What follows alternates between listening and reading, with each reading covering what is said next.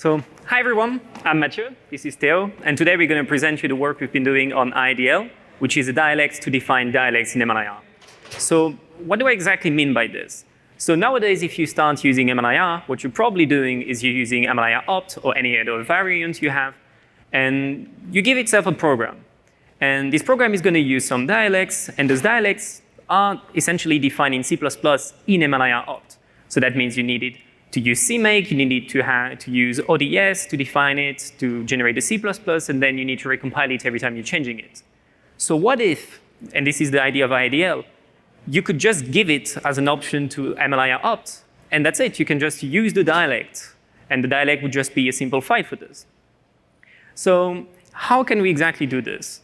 So essentially defining a dialect in MLIR is usually you have your executable, and the dialect is just some C++ code that will define your operation, your types, your attributes. And then, because this is a lot of boilerplate, you're often using ODS, which generate the C++ code. So there is actually another way to define dialects in MLIR currently, which is what's called dynamic dialects, or dynamic operation, dynamic types. And the idea is that these dynamic dialects can use runtime information to register dialects at runtime. And what we want to present today is kind of a way to reduce this boilerplate code as well with our tool IRDL. So the goals of IRDL are a bit different, I would say, than what you would need for, that's what ODS would do, for instance. We still want to be concise, so we still want to remove kind of boilerplate, but we also want to be introspectable. We want to be able to say, oh, how many operations do you have in your dialect? What are the constraints on the operands, the results, the regions, etc. We want it to be dynamic in the sense that you want to be able to use them at runtime. You don't want to rely on C++, for instance. And we want them to be generable in the sense that you want to be able to generate this IRDL code. So the main challenge on all of this is that we don't want to rely on C++. We just want to rely on the declarative specification.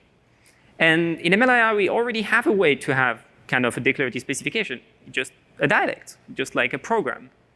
So how does it work exactly? So if you want to define a dialect, you would just start with an IRDL.dialect operation.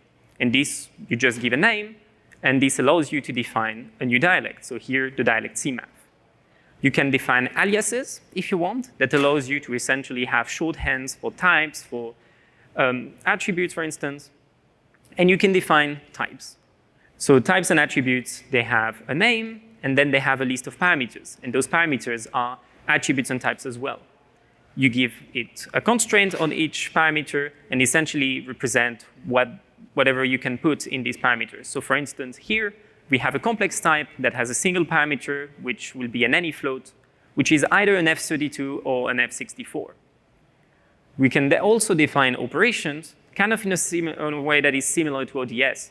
So we would have an operand, we would have the result, we would have a format for easy printing and parsing, and we also have something called constraint variable that I will go more in details later on. So IRDL core ID is using the concept of local constraint.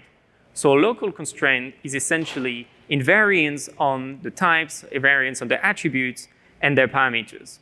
So if we take back the type we defined earlier, which is the complex type, the complex type has still this single parameter. We can define constraints such as a complex of an any float, which essentially represent all kind of complex type you can have, since any float represents a constraint on the parameter. We can define as well a complex of any, which would represent the same thing. We could represent a complex of F32, which is satisfied by only a single type, which is the type complex that has as parameter F32. Or we could define a complex type that has either an F32 or an F64, and which is kind of the same thing as the complex of any float. The main kind of a new idea you have with IRDL is something that would also be beneficial in ODS, is the concept of constraint variable. So a constraint variable essentially specifies equality between types or between attributes. So if we take an example of this time, not a complex type, but a complex attribute, we expect in this complex attribute two parameters, one being the real part, one being the imaginary part. both are floating point attributes. So essentially, you have just the value as the first parameter and the second parameter being the type of the floating pointer.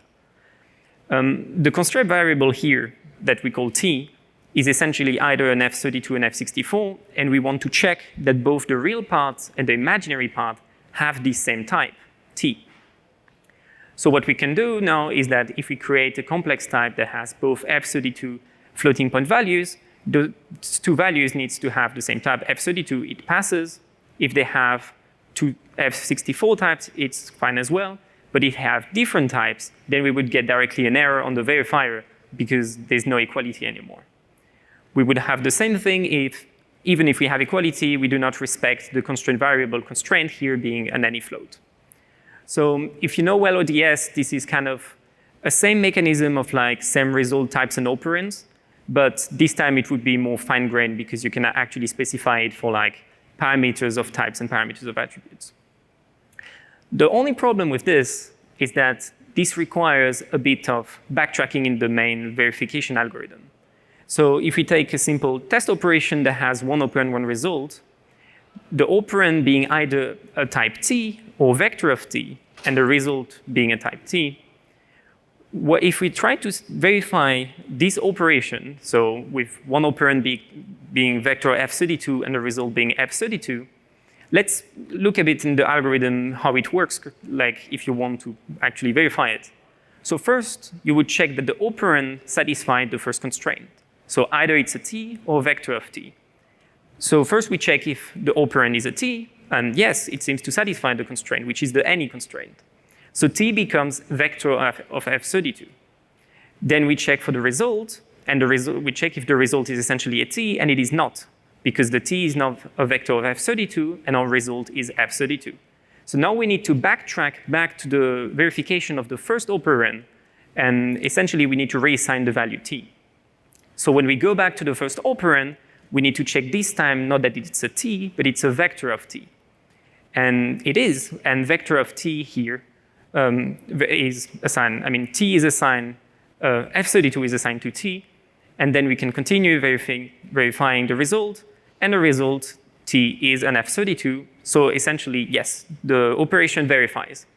So as you can see, this can be quite complex, and essentially this has an important runtime cost. And this is not only the case for constraint variables, but also checking in general the verification checking on operation has in general some cost. So now let's look at how we can actually reduce the cost of the verifier, and Théo, this is what Théo will present. Thank you, Mathieu. So in order to reduce the cost of verifiers, we will want to reason about the constraints themselves. And as you've seen, right now constraints are defined in IRDL as a tree of attributes, which is not the best to reason about in MLIR. So instead, what we can do is lower IRDL to IRDL-SSA, which is another dialect, which is almost identical to IRDL, except that the constraints have been turned into SSA values. That is, all node in the constraint tree became a type variable. So for example, if you got the type variable number 0 here, it's the SSA variable, number 0, is a constraint variable is type F32 that can be mapped to F32. And constraint number 2 is an any of constraint, which can be mapped to either F32 or F64 in this example. And so with this very nice SSA form, we get optimization for free from MLIR. Thank you.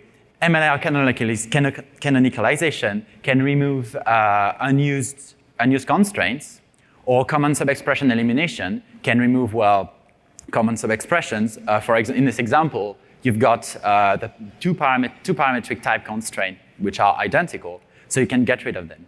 And this is already useful in terms of optimization, because now that we only have one type variable, when verifying a type against this specific constraint, we'll first go through the actual constraints to determine if the type of the first operand is valid.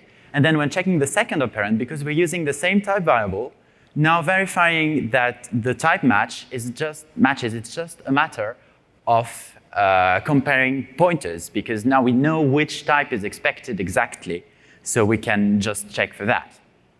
So this is very nice, but there's just one small problem with this optimization.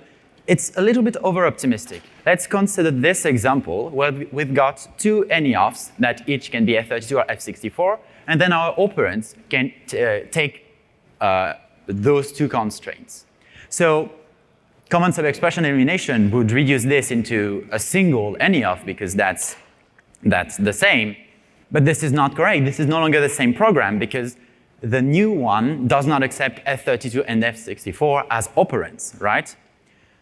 So in order to solve this problem, we can notice that any-off is, in contrast to like an is-type constraint or parametric constraint, any-off does not determine what type it will match only based on its operands. So by that I mean if you know the input types, the types mapped to the inputs in the any-off constraint, you don't necessarily know which type will actually be the output of that constraint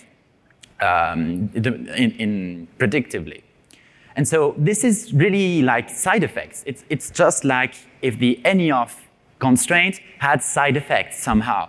And so if we define side effects for the any constraint, which is also similar in that it picks a type without you being able to predict it, well, now CSE will just not pick it up, and this now becomes correct. So this is really nice. We get free optimizations with very little effort from MLIR with this.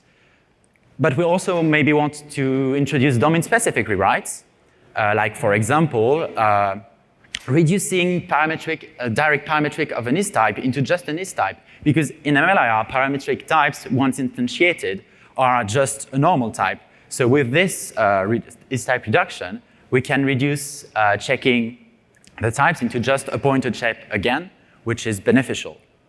And another more interesting optimization is that sometimes we may want to swap any-off and parametric types. The reason is that if we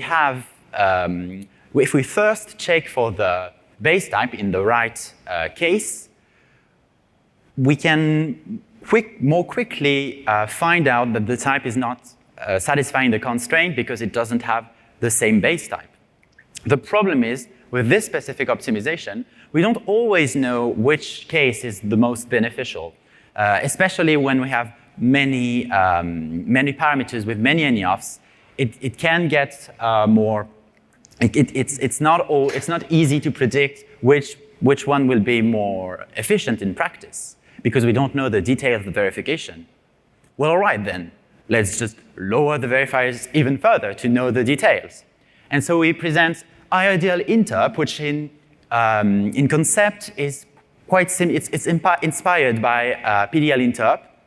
And so it is like a state machine representing the verifiers directly, the operation the verifiers will execute. So this is an example using any-off complex F32, F64.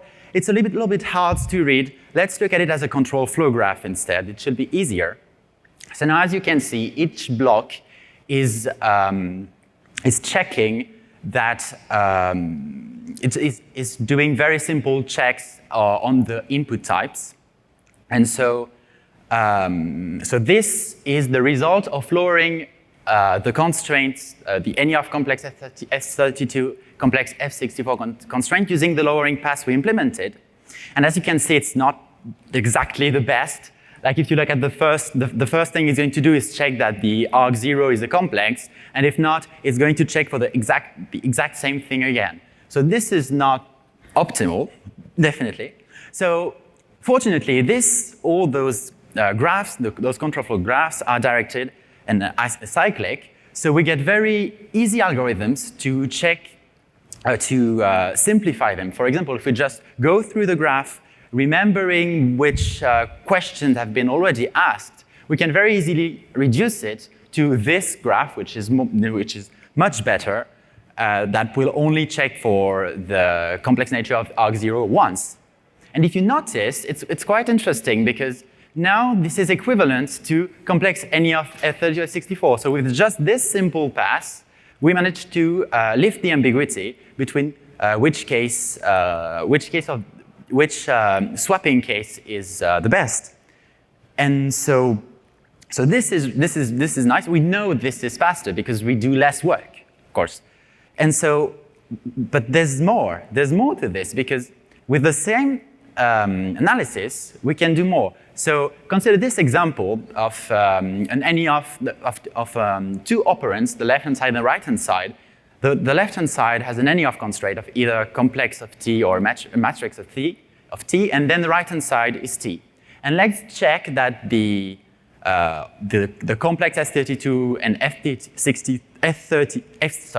F64 and complex F32 type matches this constraint, and in fact it does not. So first of all, we look at the left-hand side. Is it a complex? Yes, it is, and T is F64. And is the right-hand side F64? No, we're backtracking. Is it a matrix? No, we cannot backtrack anymore. It's a failure. But that's stupid, right? You don't need to go back and check that it's a matrix. You check that it's a complex already. So if you apply the pass, you get this check gets removed, and you fail immediately.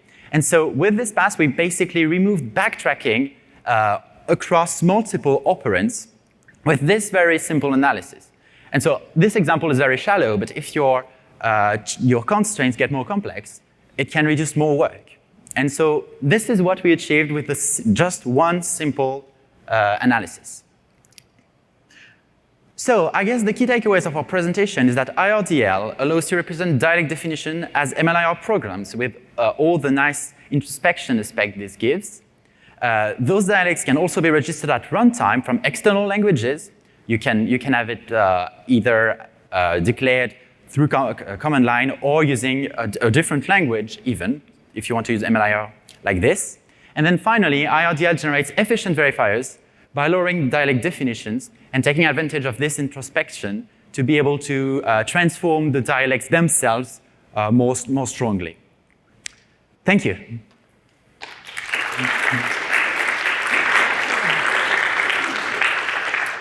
So thank you, Mathieu and Théo. Questions, please. Hi. I wanted to ask about the debugging story for this, because with TableGen, even if I don't understand TableGen, I can just go to definition of something and go to the C++, which is fairly readable. How would I debug my definitions in your IR? That's a good point. So we never thought of this, I would say. So it would mean that essentially whenever we have our algorithm that is essentially verifying something. So I mean, there's one thing already is that so in TableGen you can look at the C++ code. In IRDL you can look at the generated MLIR file. You can look at this IRDL interp, which is kind of like a simpler algorithm you could look at whenever you have a problem. However, you could not run like GTP or something whenever you have a problem. Yes. Yeah. I'm curious about the lowering to IRDL interp. Correct me if I'm wrong. It looked to me as if you basically do all the generate first code for all the backtracking and then clean it up. Have you thought about doing the backtracking at a higher level, representing it in a different way, maybe? Yeah. So this is like very work in progress. And so you can, how we've done it so far is like we have the lowering pass first, and then the simplification pass, but there's nothing preventing you from merging the two and not generating everything. By just when generating IRDL interp, you just keep track of what you're generating and not doing it twice. Yeah, I hope that answers your question. Yeah, okay, thank you. Hi, I have a kind of predictable question. Have you considered replacing ODS, that is TableGen frontend for op definitions in MLIR entirely with this? So this first, some challenges we would face first, I would say. So right now we have only a declarative description. There's no way, I think, that you could replace TableGen without having like escape hatch. So you would need at some point to have, I mean, let's say Right now in IRDL, we can only represent kind of declarative descriptions of things. But there's some cases where you want to say, oh, I have a vector that has an even number of elements. So this is the cases where you can only define it using a bit of C++. However, there's maybe a way to like manage to generate code, and then you can add like user-specified constraints, for instance. But yeah, but replacing ODS would be a large amount of work, at least. Yeah, well, you can always have a string attribute with C++, but we should also clean up all of that C++ to have an ODS. Yes. So, thanks.